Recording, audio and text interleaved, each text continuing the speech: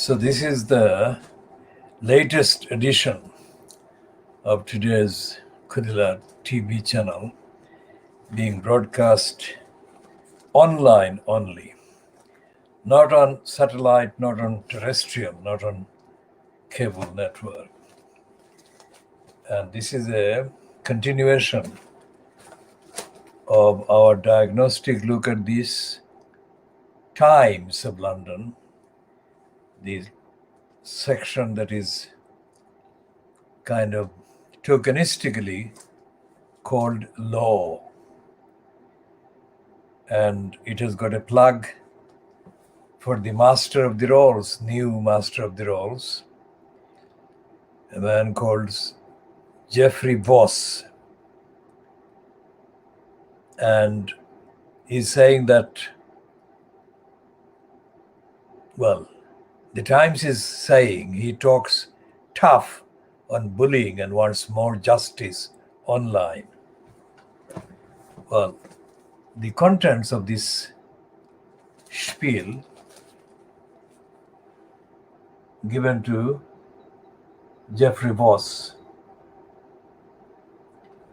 are devoid of any real evidence that he even understands the concept of justice as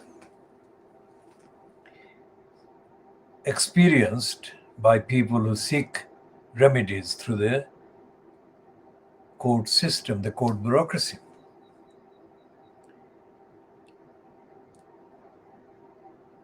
And this piece is completely typical of the Times coverage or cover up of the corrupt legal bureaucracy, the inadequate legal bureaucracy, and the criminally abused legal bureaucracy, criminally abused by the holders of the judicial posts and the operatives in posts of administration. So we shall be looking at this piece again, substantiating what I've just said. In this spin by Jonathan Amis, who is described as editor, Times Law, there is no mention of any racism at all. There is mention of bullying, but there is no real mention of racism. There may be a tokenistic, in passing reference to racism. And it is absolutely essential to debunk this lying plug. The master of the rolls is supposed to be the second most senior post in the court bureaucracy in this country.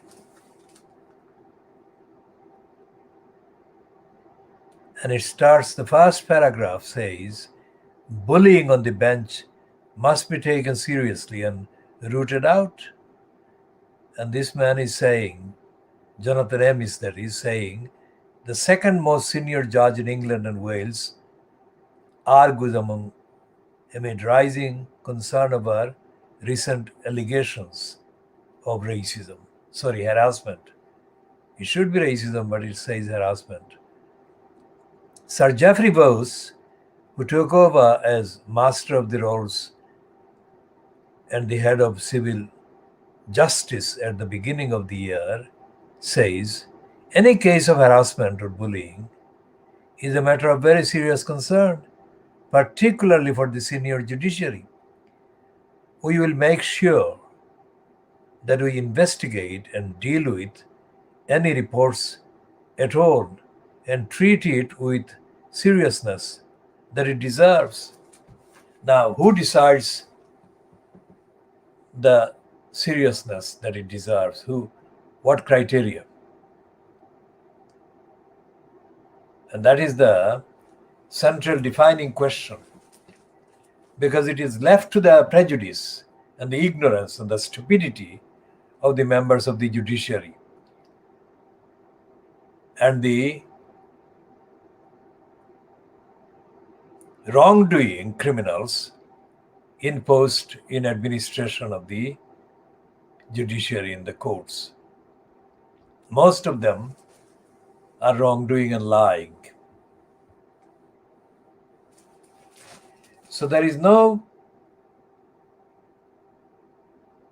even possibility, in theoretical possibility, that the judicial bureaucracy generally, quite apart from the specific reference to bullying, which is trendy, to say that you are concerned about bullying makes you come across as trendy and kind of on the case. And the reality is that the courts bureaucracy everywhere at every level in the country, that is England and Wales, they say, is a corrupt bureaucracy, is a racist bureaucracy, is an unanswerable, unaccountable bureaucracy. And there are many kind of loopholes, and there are scope for the corrupt judiciary to abuse the already corrupt judiciary and make life absolutely difficult for those who desperately need redress through the court system. The court system is inaccessible to most people because of the obstruction, not because of the lack of money only, but because of the obstruction and the built-in criminality and racism, the built-in racism of the court's bureaucracy. So in this piece of the 5 paragraphs, spread across 5 paragraphs, there is no reference to racism. There is no reference to abuse. There is no reference to obstruction at all. So what is this guy doing? Master of the rolls? What is he rolling out?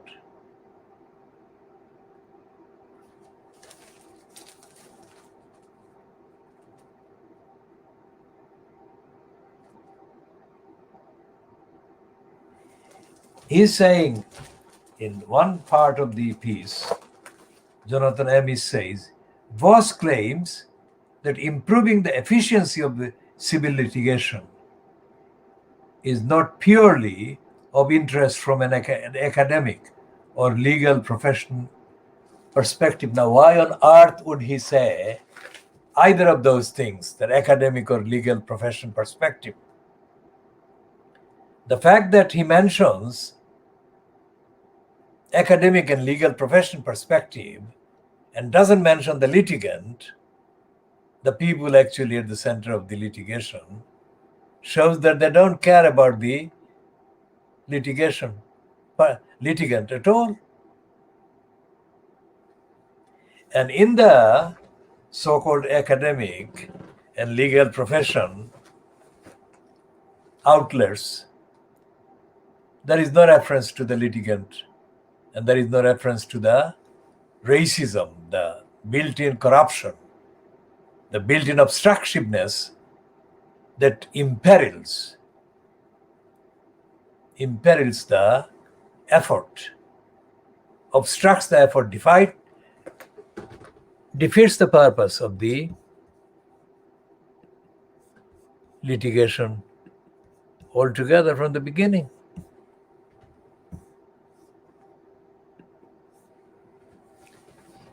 So,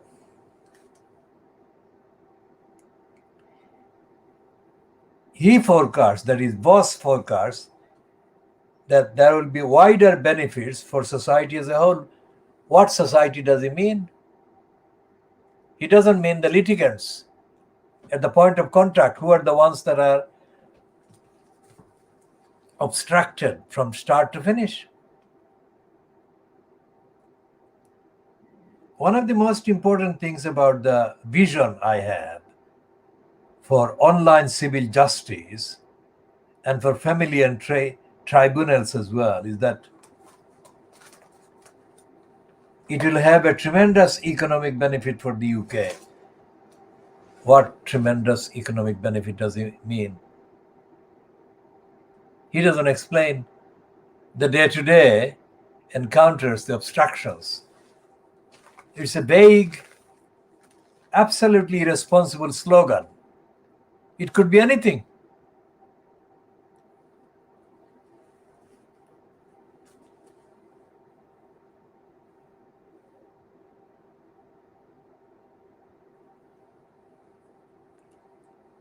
There is no reference to rights. There is no reference to obligations. And there is no reference to impact on people's lives. Instead, he's talking idiotic. He says, because at the moment, when you have a dispute, comma, it's a very misleading, messed up sentence. He says, because at the moment, when you have a dispute, comma, if it takes a long time to resolve, there is an economic drag caused by the small business that cannot collect a debt, or by the psychological traumas of prolonged litigation, which stultifies people's ability to work effectively. What is he talking about? He is not talking about the stultifies, not stultifies. Providing an effective and efficient civil justice system, mainly online, will resolve cases more speedily and will have a very beneficial economic effect on the country, as people will be able to vindicate their rights and move on. How will they be able to vindicate their rights? That is the only mention of rights that I have come across in this piece, although I had said previously before reading that part that there was no mention of rights, but there is a mention of rights, but that is a tokenistic, misleading mention of rights, and I shall read the next and the last paragraph. Some lawyers will immediately envisage their roles being taken over by robots sprouting algorithms, but Bose says that the cream of the profession need not worry. Cream of the profession. Notice that. This is a very good thing. This is a very good thing for lawyers, he says, adding, they will be able to concentrate on what is difficult and what raises complex areas of law and what adds value to their clients.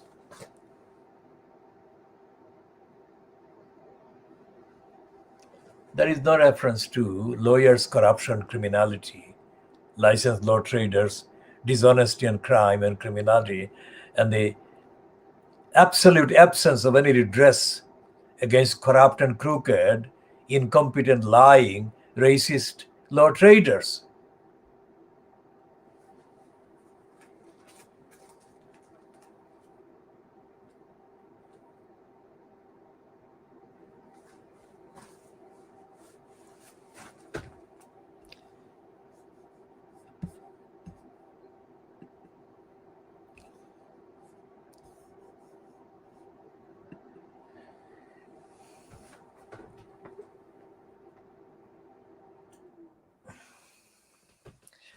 The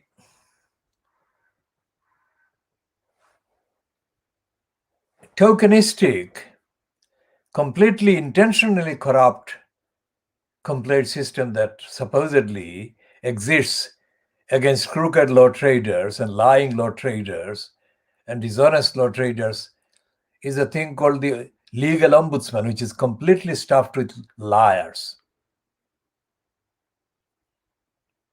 There is no evidence that the legal ombudsman is supposed to adjudicate against corrupt and criminal and dishonest law traders.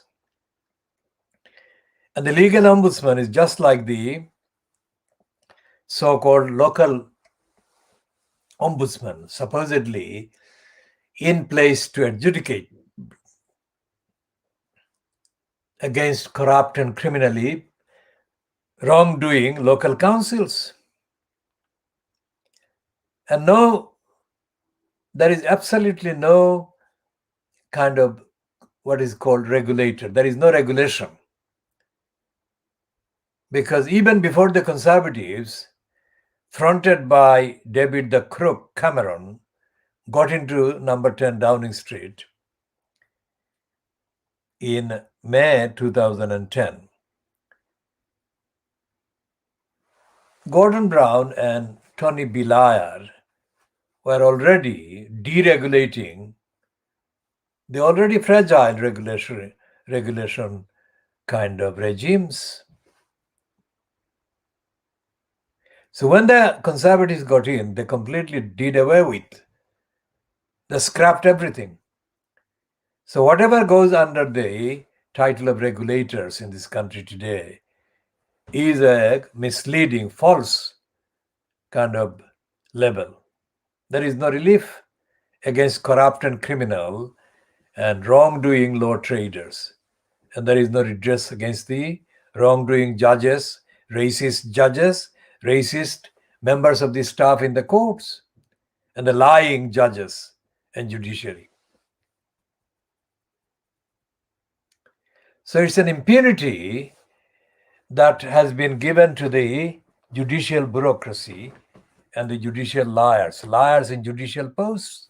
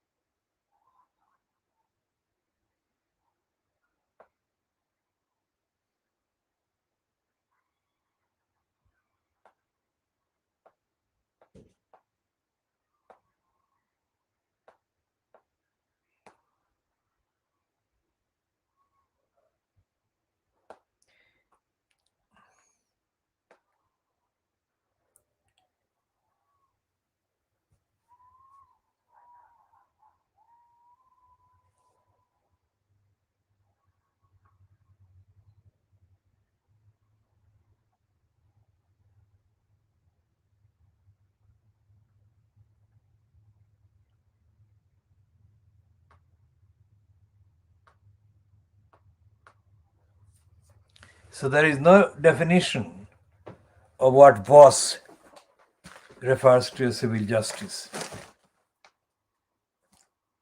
There is no acknowledgement of racist judiciary, and there is no evidence that the judiciary is actually up to the job.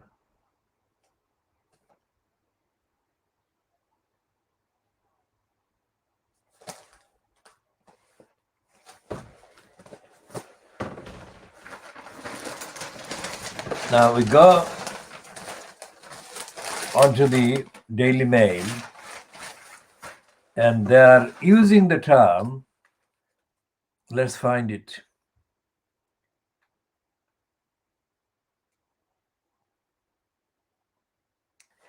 Yes, they're using the phrase anti-racism campaigner and broadcaster. Well, his name is Trevor Terrible Phillips, and his ex-wife Asha were both present for their daughter's last hours. Now, that is understandable that this piece by in the Daily Mail for one of the most corrupt servants of racist cause. Trevor Terrible Phillips is a stooge, has been a stooge for more than 40 years for the racists in this country, who have given him places after places after places, platforms after platforms after platforms, to undermine the idea of fighting racism, let alone actually believing in the concept of the need to fight racism. He is a mental slave of the worst kind. And he has now been joined by Tony Sewell, whose name, because of this record of mental slavery and denial of the existence of racism, we have named him Tory Siwa or Tony Siwa, just as we named Trevor Terrible Peelips, entirely based on his role over the last decades as the most persistent, pernicious servant of racists against the rights and causes of the people of African and Asian origin and other people victimized and targeted by racists in this country. Now, anti-racism campaigner is not something that actually fits the description based on the evidence of the behavior and the role of Trevor Terrible Peelips. He has never been anti-racism campaigner. Genetically born very black, he has exploited his blackness to betray the ordinary black people right across the board. And in the so-called entertainment kind of field, the equivalent kind of career launch based on external blackness applies to Lenny Henry. Lenny Henry was given license to insult and abuse mainly African people, people of African origin. And he did that for the majority of the 10 years of his launch. Because he looks black, viewers who are gullible don't see through that and find the operation of an agenda to intentionally demonize, undermine, berate, and deny the rights of black people. This is why our campaign, our movement has always opposed ethnic tokenistic appointments and tokenistic alignment and assignments and promotions. This is why we have always opposed ethnicity quotas. Because if it is based on ethnicity and not on ethics or morality, then any externally, apparently, ethnicity-looking diversity token can get the post or posts while serving the status quo of racism. Think about that. That's why we said that we started saying this even before Trevor Terrible Peelips was given a bigger kind of platform. So Hetty Harman, the racist Labour Party MP, and Polly Toynbee, the racist woman at The Guardian, those two have promoted Trevor Terrible Peelips furiously.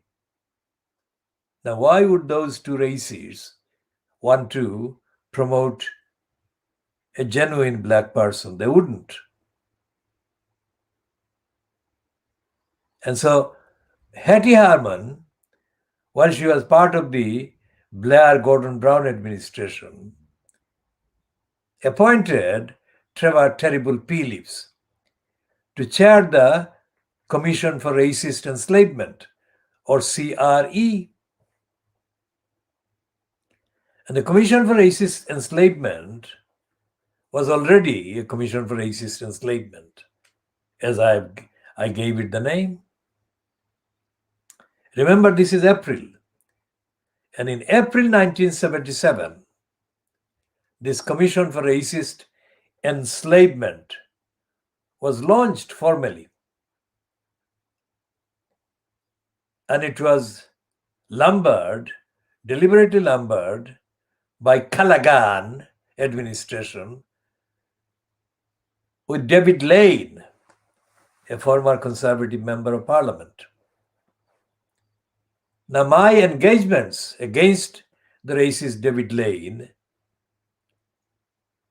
were too many and too consistent,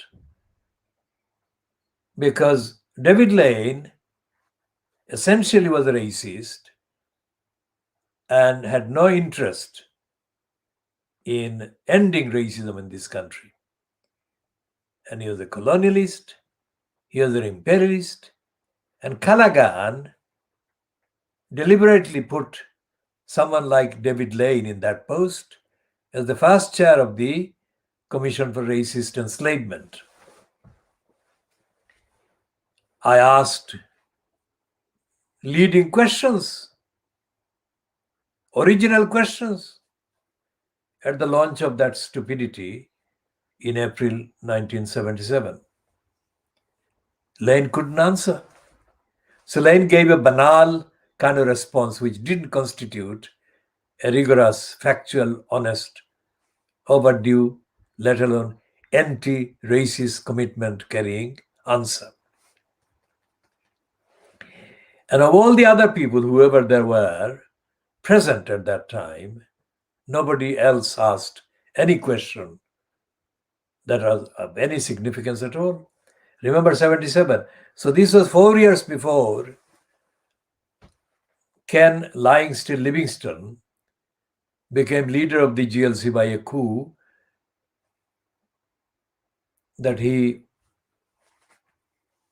led against the Labour group leader who had actually won the GLC election in 1981 against the Conservatives. So there was nobody present at the launch of the CRE in April 1977 that could either supplement what I had said or update on what I had said or superseded in terms of intellectual content and quality and substance whatever I had said to or asked David Lane.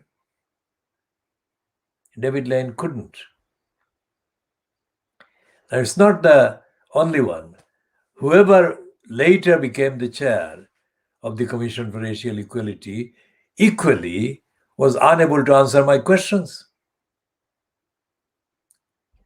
And those included the racist liar and creep, Peter Newsom.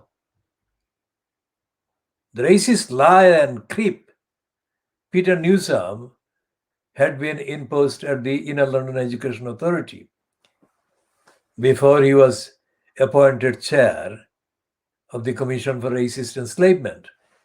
And the Commission for Racist Enslavement had a particular policy to hold bogus news conferences and invite the ethnicity-linked publications in all the languages. And in the 70s, the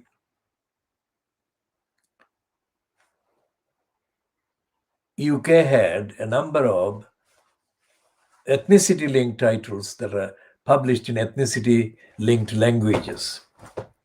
All of them, despite differences between them in terms of language, all of them were mentally servile, intellectually stupid, and ignorant about the international context, the historic context of racism. And they didn't know the law. They didn't know the law that could be applied to expose racists to their wrongs, as being engaged in doing wrongs. But the CRE, the Commission for Racist Enslavement, within quotation, religiously held these news conferences and invited these creeps. There were no questions. Think about this. There were no questions from any of them about the data about racist incident, the role of the Commission for Racist Enslavement in combating increasing racist incidents. And there was no other question either. So who was the questioner? The only questioner was me about any of that.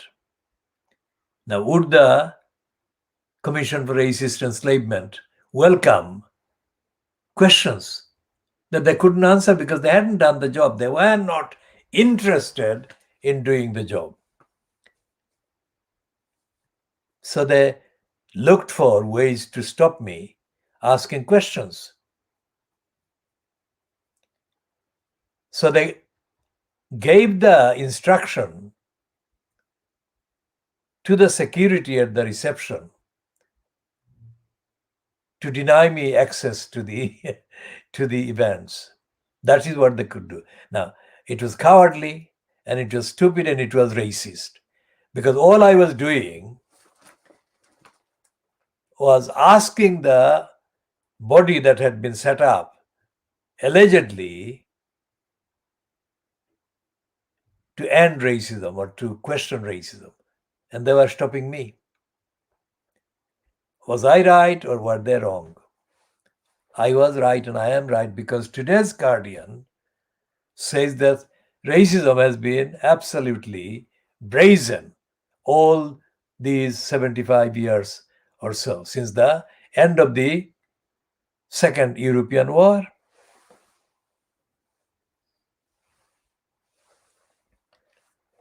And the Guardian has got its record in lying for racism and racists, and lying for the likes of the racist Peter Newsom, as I have said before.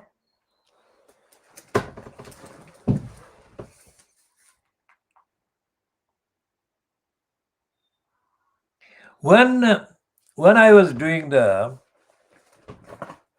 campaign in 1992, early 1992, I started to defend the governors, parent governors, at the what was then grant-maintained Stratford School in the London Borough of Newham. And I did that without any previous connection with any of the governors or parents or anybody else in the school. And I had most certainly no one that I knew who was attending that school.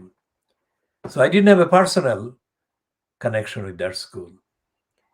What I did have was the role as the London Collective of Black Governors, London Collective of Black Governors chair. A duty to protect black governors, black meaning African, Asian, so on. And that school had governors from mainly Asian and white backgrounds, but also had some African members of the governing body because of the composition of the school. But my decision wasn't as a result of anyone approaching me, but as a direct result of Fleet Street. That at one stage, the stage before I intervened, The evening, No Standard, had a piece byline to an Indian named Bhatia, whatever the first name was. And remember, it was 1992, beginning of 1992, January 1992, which is still within the period of the anti-Muslim heat created by Satan Rushdie. And Rushdie was still quite frequently in the news about the kind of fabricated scenario created by anti-Muslim controllers of Rushdie, so that they could say that he was a victim or remained under threat from attacks by so-called Muslims.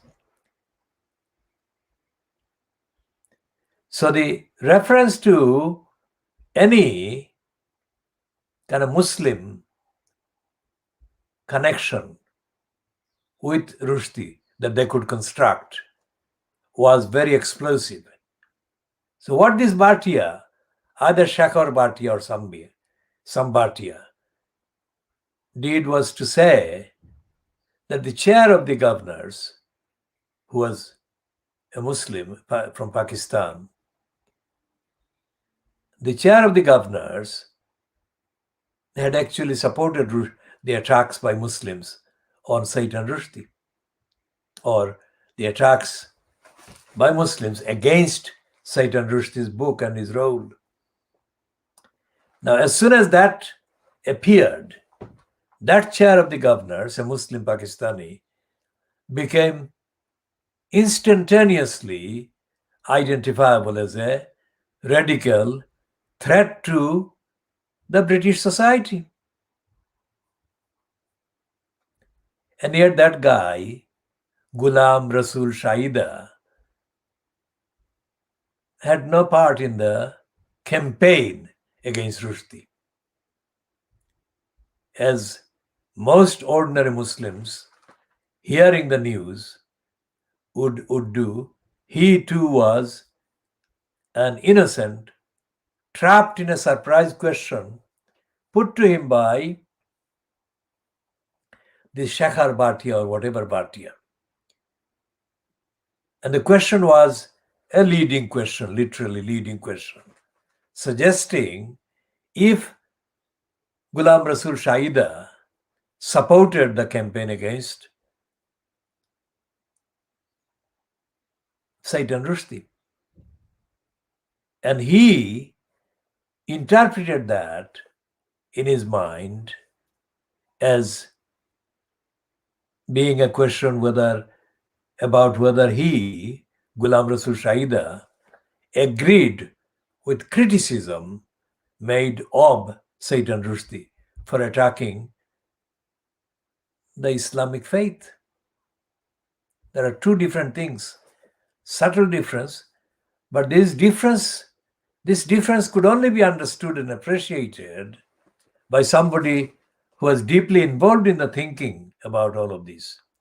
Ghulam Rasul Shaida was not involved in the thinking. And his answer was off the cuff, immediately, without thinking and differentiating between the two positions, and without thinking about the implications of the impact. Shaida said, yes, I am, or words to that effect. Remember, that was January 1992, and I'm not looking at the script or the contents of the paper, which is what I was reading the evening, No Standard. And before I got involved in the campaign, so I contacted this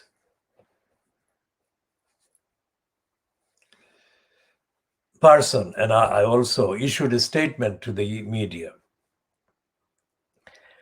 condemning the attack on the parent governors.